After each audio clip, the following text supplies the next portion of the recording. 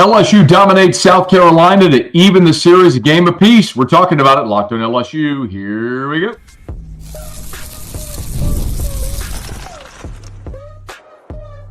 You are Locked On LSU, your daily podcast on the LSU Tigers. Part of the Locked On Podcast Network, your team every day. Okay, let's get it. It is Locked On LSU, your team every day. I'm your host, Matt Moscona. Thanks so much for making us your first listen. We're free, available wherever you get podcasts, of course, on YouTube as well. So please subscribe. As always, one of the fastest ways to help us grow is by leaving your comments below. So thank you for that. LSU blasts South Carolina 8-1, a game where the Tigers got up early and this time left no doubt, in large part thanks to the efforts of Kade Anderson and Jared Jones. So we'll dive into the ball game. But the big picture of this ball game, no doubt, is that after you gagged away game one on Thursday night, you had to come back behind your ace and Kade Anderson and get a win. And one big question that I had, I'm sure many of you shared, was how was Kade going to look after exiting last week's game with the awkward hand, wrist, forearm thing that scared all of us? Well, we got the answer. Kade Anderson was freaking awesome. He looked every bit the part of an ace and the guy that has been so dominant all year. Anderson, 6 2/3, 1 run on 4 hits, struck out 9. He walked 3, did have a wild pitch, 106 total pitches. And to be perfectly honest, the line probably would have looked even better. But in the 7th, he walked the last 2 batters he faced. So up until that point, Anderson was inside of 100 pitches, 6 2/3, 1 run, 4 hits, 9 strikeouts, and just 1 walk. But walked the last 2 hitters he faced. They pulled him, brought in Casey Evans, got the ground out to end the 7th, and then it was all elementary from that point for the Tigers. So you needed a monster performance from your ace, and you got it. That was massive. So I want to talk a little bit about this game, what we saw, what transpired, and then also the rubber match on Saturday with LSU's chance to lock up a national seed. And we'll get into the RPI and all that stuff as well. So thank you for being with us. Please smash the like button on YouTube, subscribe to the channel, hit the bell so you're notified whenever we post a new video. Thank you for being here with us. If you're new, kind of how the format works, I'll give you 10 or so minutes of my thoughts on the game. Break, come back into your questions and comments, so please go ahead and drop them in. Tigers put a couple of runners on in the first, were unable to get a run home. Put a couple of runners on in the second. They went hit by pitch, walk, and then Braswell popped up a bunt. The insistence, listen, at this point, you're 54 games into the season. It's what they are. They sack bunted a couple of times, squeeze bunted a couple of times, which scored runs. It did in the 5th and again in the 9th, which got runs home. Said it a million times. I'm good with that. You want to lay down a bunt, give up an out, score a run, I'm with it. The objective of the game is to score runs. You got to run on third. You'll take a ground ball to the right side or a fly ball to the outfield to get a run home. You'll trade an out for a run. I'll never trade an out to advance a runner at base. To score a run, absolutely. But in the second, it cost you. They put 2 on with nobody out. You pop up a friggin' bunt. So now all of a sudden 1 out, you go fly out, ground out. Instead of having a little bit of a rally going, you're out of the inning because of that strategy. But Kade Anderson was great. You go into the third, Jones homers, Fry homers, and just like that, you're up 3-0. Bottom of the third was the only uprising they had against Anderson. Then went double single, which got the run home. He walked a guy, then went fly out, strikeout. You got out of the inning. So a little quiet after that. You put together a rally in the 5th where you scored on a sac fly and a squeeze play, like we mentioned, to go up 5-1. You'd add a couple more on Jones's homer, his second homer of the game in the 8th. And then you manufacture a run in the 9th after Jake Brown pinch hit double. Shocker. Jake Brown comes in, pinch hit double. I'm going to say this one time.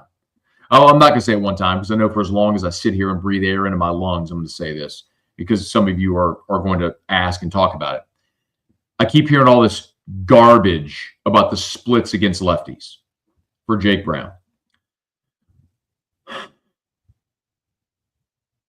I don't care what his splits are against lefties.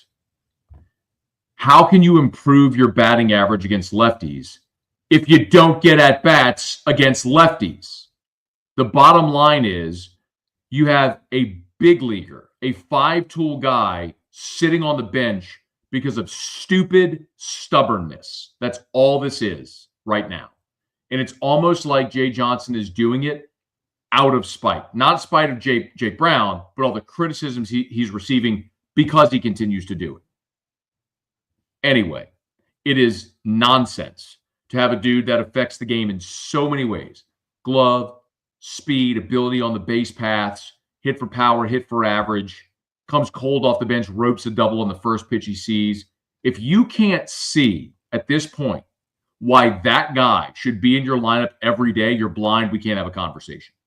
Anyway, Brown, another pinch hit double. Anyway, Tigers put up 8 runs. That was all they would need. If there was one big question in the game that I'm guessing a lot of you will ask, and I'll get to it, it was the decision to go to Evans. In the 7th, after Brown got 2 quick outs, ground out, strikeout, he went walk, and then went to Evans.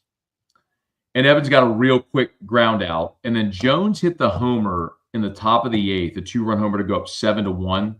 And they came back out with Evans in the 8th. Now, I was okay going to Evans in a 5-1 ball game. Generally speaking, that rule is 4 runs is sort of the benchmark because 4 runs, 1 swing can tie the game. When you get beyond 4 runs, you're having a very different conversation. That's sort of your up 10, down 10 guys that we're talking about. So when Jones homered, so I was perfectly fine going to Evans in the 7th with 2 on in a 5-1 ball game. Look, you bring in someone else, 1 swing, all of a sudden you could be in a 5-4 ball game. And now we're having a very different emotional feel about this game. So I was fine going to Evans in the 7th. After Jones homered to go up 7-1, I was not as okay going back to Evans because at that point, Evans had faced 1 hitter. You certainly could have brought him back, even started him in game 3 if you wanted. Now you bring him back out for the 8th, and he got you through the 8th, but in the 8th, he gave up a single, hit a guy, got the double play, walked a guy, then got the fly out to left, which was allowed out, by the way. So he ends up throwing 27 pitches. He could throw Saturday in game 3. You're just not going to get as much out of him as you otherwise might have. So again, I was perfectly fine going to Evans in the 7th. Didn't love bringing him back out there in the 8th after you got the bomb by Jones. You scored the run in the 9th, and then you went to Fontenot, who had a clean 9th, ground out, strikeout, ground out to end it. Quick 3 up, 3 down for Fontenot, which was great to see. So all things considered, a really good game for the Tigers when you had to have it. You put up 8 runs on 10 hits. You did leave 10 men on base, which is not ideal, but the guys that you were really needing to step up in the middle of your lineup did. Jared Jones, who's, third from the bottom in the lineup in SEC batting average, was 3 for 3 with a couple of homers, walked twice, was on base every time. That was awesome. Dickinson, a 2 for 3 night with a couple of walks as well. He was on base 4 times. Fry was 3 for 5 in the ball game. So your 2, 3, 4 hitters went 3, 6, 8 for 11. Your 2, 3, 4 hitters went 8 for 11. That's going to win a lot of games when the middle of your lineup's doing that. Curiel 0 for 5. He did strike out. Disappointing, but when 2, 3, 4 go 8 for 11, you're going to be A-okay. Pearson had a hit. Brown, as we mentioned, had a hit, and that was all to do it for the Tigers. But the middle of your lineup did all the damage. That's all you needed, and they got it done. So Milam did walk a couple times. Although he didn't have a hit, he got on base a couple times, which was nice to see. So your lineup did plenty, and now big picture is you put yourself in a position after winning this ball game for effectively a 1-game season, right? You're going to go out there on Saturday against South Carolina. You're going to throw Anthony Ianson. If you win the game, you're 19-11. You have locked up a national seed. Like, it's over. If you go out there and win this game on Saturday and win this series and get to 19-11. I'm looking at the real-time RPI from Walter Nolan. It's updating. Excuse me. I'm going to let this refresh, and I'll tell you exactly what it is whenever it refreshes. But your resume is plenty good enough. You came into this weekend knowing a series win would get it done for you. As disappointing as it was to lose game one, Kade Anderson did exactly what you needed here in game two to get you put you in a position for the rubber match in game three. And Anthony Einstein, if we're being perfectly honest, has been arguably the best pitcher in the country over the last month. So fantastic outing by Kade Anderson. And now you got Einstein lined up on a bullpen day for South Carolina in game three. So when you pitched off and went bullpen day in game one and then went Anderson Einstein, this is South Carolina's bullpen day. And you're talking about a pitching staff with a staff ERA north of 6, almost at 7. So you would think this is a day where your offense should be able to explode to win you the series behind an average day from Anthony Einstein. And if you get that, Tigers will lock up a national seed, which means you can go to Hoover. You'll wait and see if you play Thursday, Friday, but it means you'll go to Hoover not needing to win a game. And if I'm being perfectly honest, if they win on Saturday, what I would love to see LSU do is not throw Anderson in the first game in Hoover. Basically use it as a midweek type approach. Hope you lose, one and done, come home, rest everybody, and get ready for regional play. Reset your pitching and get them all ready for regional play. So we'll see if that can work out. But first things first, you got to go win Saturday in a game that is going to be heavily tilted toward LSU with Einstein against a bullpen day for South Carolina. We'll see if they can get it. Okay, it is Locked on LSU, your team every day. We'll knock out our very quick break. When we come back, your questions and comments. So please go ahead and drop your questions and comments in the chat. I appreciate you for being with us here. It's Locked on LSU, your team every day. Ever check your bank account and wonder, where did all my money go? Between dining out, online shopping, and entertainment, it's easy to lose track. That's where Monarch Money comes in, your personal CFO, giving you full visibility and control over your finances. Monarch Money isn't just a budgeting app. It's a complete financial command center. You can track all your accounts, investments, and spending in one place, so you stop just managing your money and you start building wealth. Also, there's easy collaboration. Managing your money with your partner is smoother than ever. You can track shared and personal accounts. You can set goals. You can stay on the same page without the stress. So take control of your finances with Monarch Money. Use code LOCKEDONCollege at monarchmoney.com for 50% off your first year. That's monarchmoney.com, code LOCKEDONCollege for half off your first year. All right, Tigers win it 8-1. LSU evens the series after a disappointing Thursday, a no-doubter against South Carolina behind 2 homers from Jared Jones on a day where he got on base in all of his plate appearances. Kade Anderson was awesome. Any fears that all of us might have had about the weird wrist hand thing he had last week should all be nullified at this point because Kade Anderson was just awesome. 106 pitches. The velo held. Everything was great. The command was there. So exhale and move on here to game 3 with Anthony Einstein on the bump. Okay, let's get to your questions. Colin, this team is so frustrating to watch. As much talent as they have no internal fire, killer instinct, no put your foot on the throat when they are down. I just don't see it. One of the things that's hard to say about that, Colin, is we're not in the locker room every day. So we don't know what type of conversations they're having. I'll tell you this much. This looks like a team to me anyway that does genuinely enjoy each other. When they get big hits, they do the thumbs up into the dugout. They greet each other. They're out of the dugout to greet the pitchers when they're coming off the mound. Some of those things are evident with this team, and I like that a lot.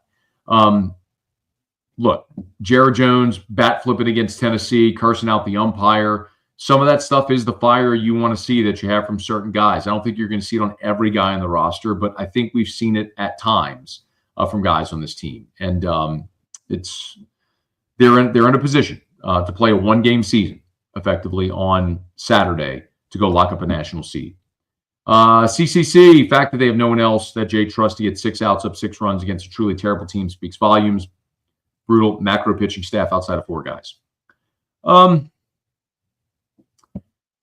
Sometimes I think, so by the way, let me just start to say, I think we all agree the biggest Achilles heel on this team is the bullpen. I think sometimes, though, we lose sight of the fact that that's candidly the issue with most teams.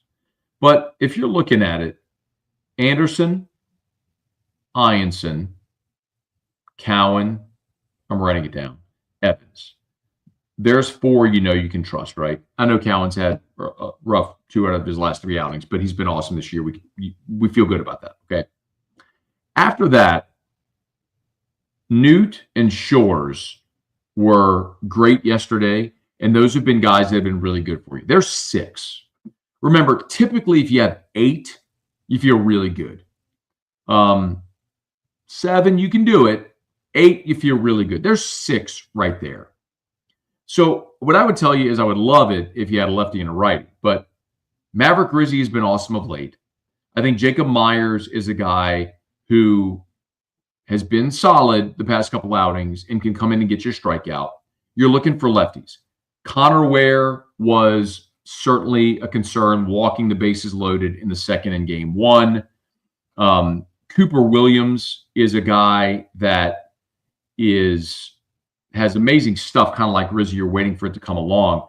But G.J. Primo might be the left-handed stopper out of the bullpen. So I could give you Anderson, Ianson, Cowan, Evans, Newt, Shores. There's 6. Rizzi, Primo, Myers.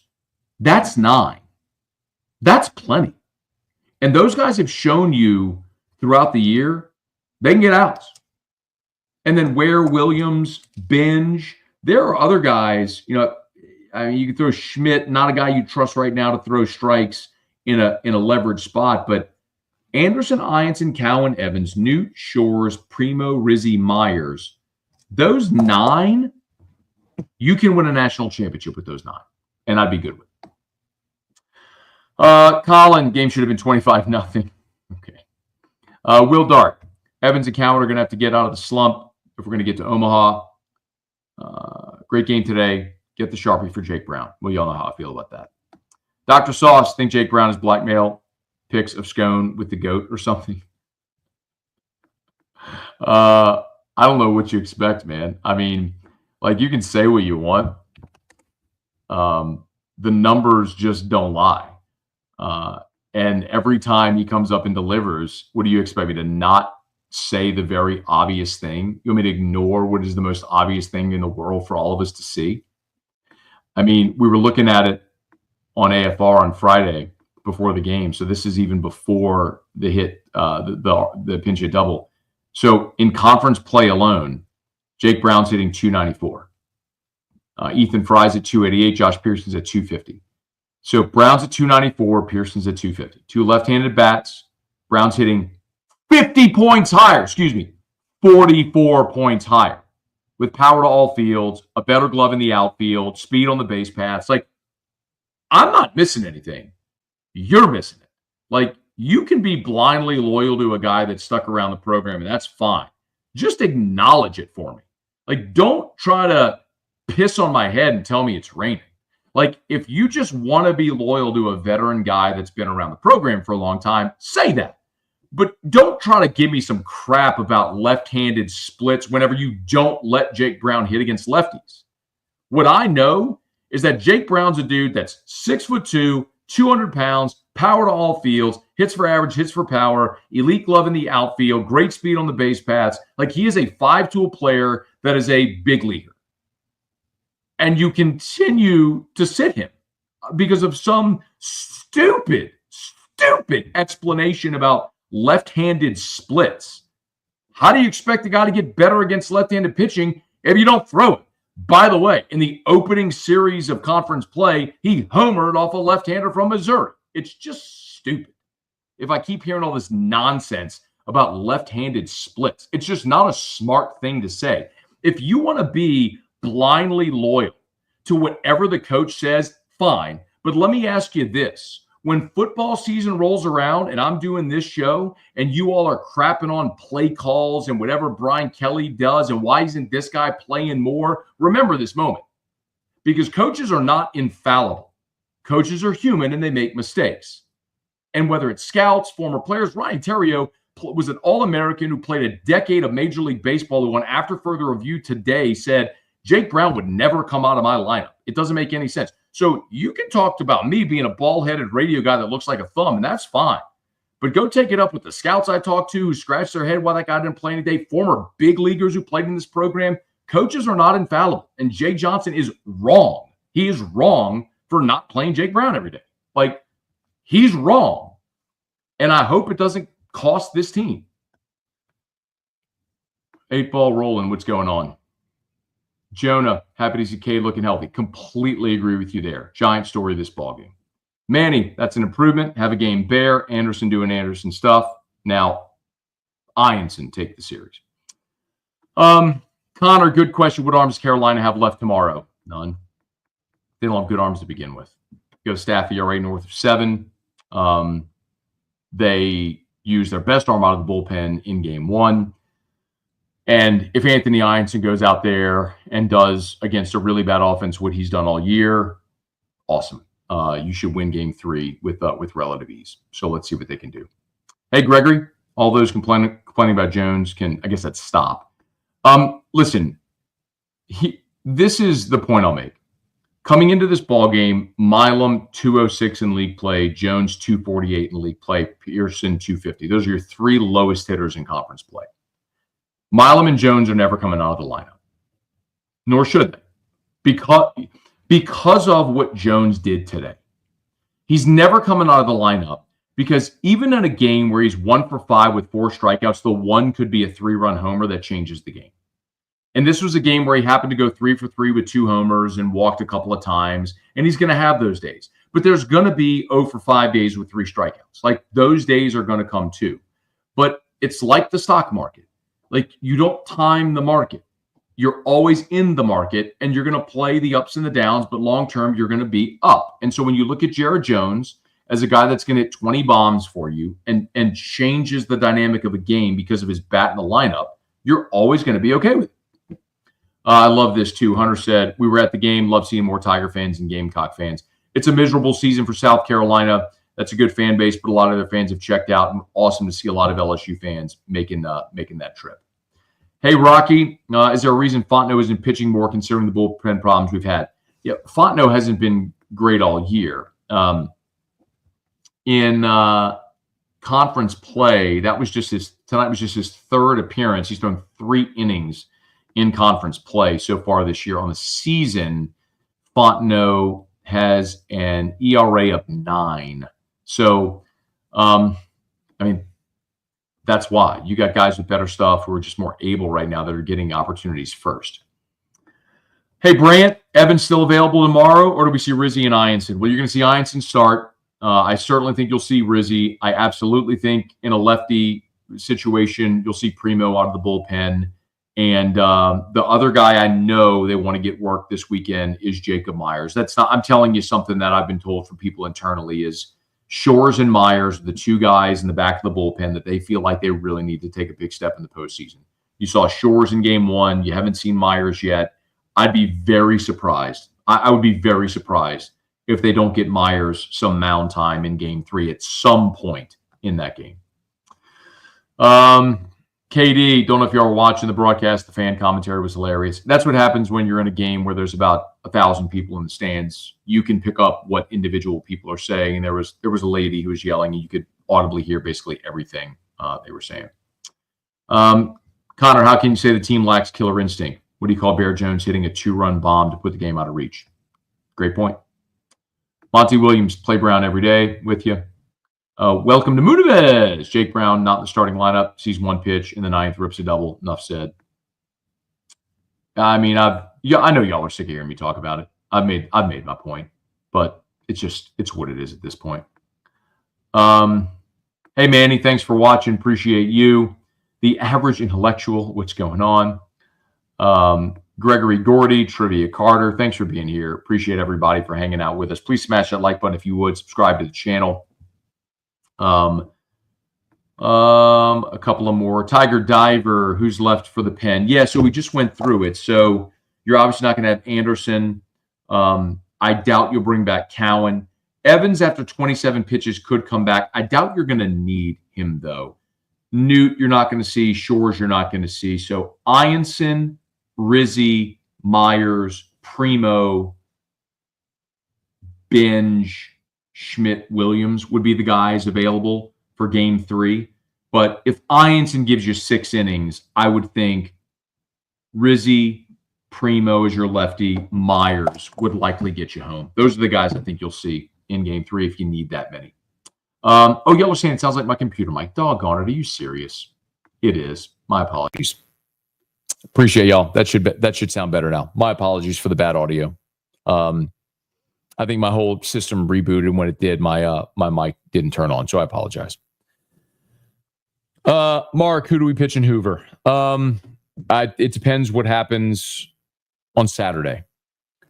Because if you win Saturday, you've locked up a national seed. And then I think, so you'll play, if you win Saturday, you'll lock up a double bye. I haven't seen what the rest of the league has done right now, but you'll lock up a double bye, which means, and the teams on the double bye will play, 2 of them will play on Thursday, 2 of them will play on Friday. So I think if you win on Saturday, you lock up a national seed, you lock up a double bye, you can go into Thursday or Friday not needing to throw Anderson or Ianson. I think you would go into that game treating it like you would a midweek game. And if that's Newt starting or whoever you want, and you're just throwing a bunch of guys to get them mound time. And I'm not saying you're throwing the game, but you're not sad if you'd lose. And by the way, before you even comment on that, that was Skip Bertman's approach forever.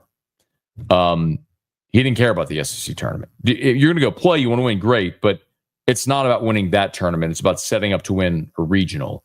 And I think that's probably the way that LSU would approach it if they win on Saturday. Okay. DT Curiel is slacking. He's going through a slump, man. I think the fact that you had a freshman have a 40, game on base streak is amazing.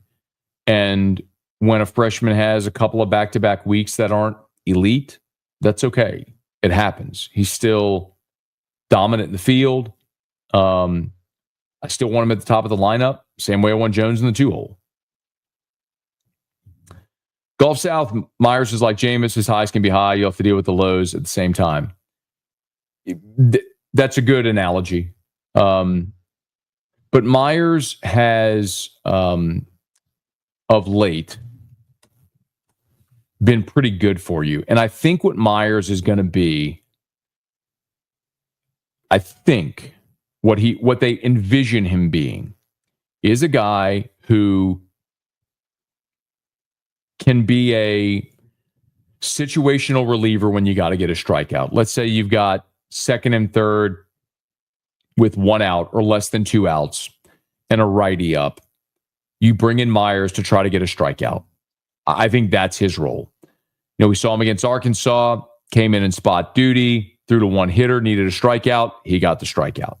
We saw him against Tennessee, threw an inning and allowed a hit, allowed a run, and walked 2. Wasn't great. Against Alabama, it was a spot situation, faced 1 hitter, walked him. Not great. He threw against McNeese, threw an inning, struck out 2. It's really good. Threw an inning against Auburn, faced the minimum, struck out 2. Like, you're right. As you said, the highs, the lows, lows. That illustrates it.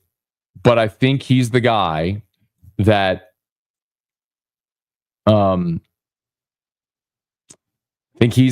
you're going to count on when you have a runner in scoring position, less than 2 outs, and you need a strikeout. He's the guy you go into the bullpen, you think gets you the strikeout. And you hope he doesn't walk anybody. Bo, haven't seen Connor Benj in a while. Suppose Jay and Nate don't trust his stuff. The thing about Benj, which is so interesting too, is guy throws 97. I mean, it's really impressive stuff. But the last time out for Benj, he threw in that game against Northwestern State, the run rule loss. And he went 2/3 of an inning. He allowed a couple of runs, struck out a guy, gave up a homer. That's kind of the issue. And then the last time he was out there in conference play was against Bama, and he went a third of an inning and walked 3 guys. So I think they've gotten to the point where they've shrunk the rotation. And it's what we talk about. If you're an everydayer, shout out, because you may remember this, but we talk about the beginning of the year when the bullpen had all these issues with walks and whatnot.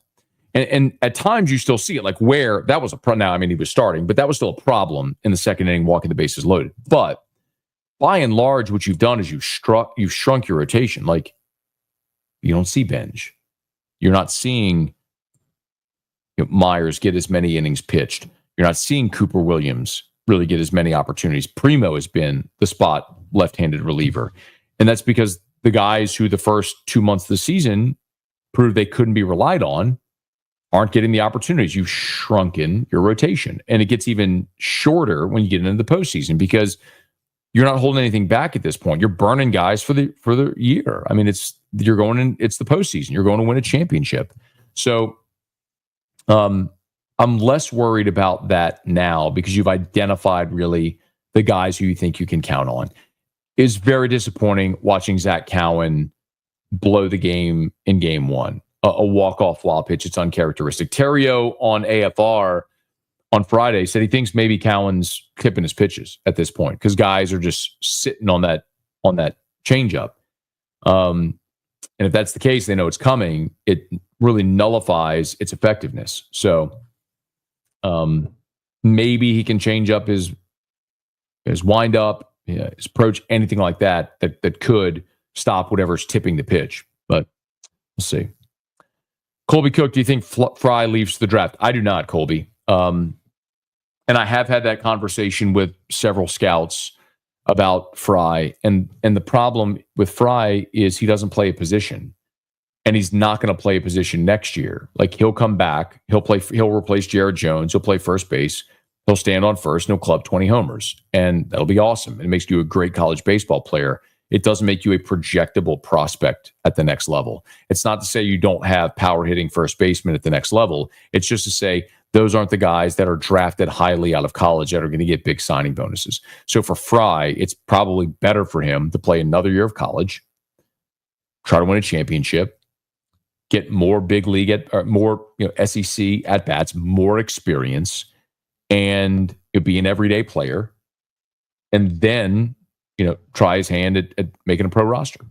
So, no. Mo asked about Shores. Shores will not come back. Also asked about Myers. Myers will not come back. Most certainly, neither of those guys will come back. It's their draft year. They have leverage. They're going to be taken in the top 10 rounds. They're going to go, both those guys. Like, it's a virtual no shot that either of them comes back. So, that's what it is. Okay, let's get out of here, y'all. Thank you. 626 of y'all watching with us live. Thank you so much. If you're listening or watching on demand, remember, we're live as soon as the games go final. Been here all season. We appreciate y'all for making this what it is. So do me a favor, if you're with us live or on demand on YouTube, please smash that like button, subscribe to the channel, and hit the bell so you're notified whenever we go live. If you're listening on podcast, thank you so much for being there. I appreciate you sincerely as well. Please subscribe on your favorite podcast app, rate us, and leave a review. Sincerely grateful to all of you for hanging out with us, man. I know I say this often, but I mean it. It's not just a line.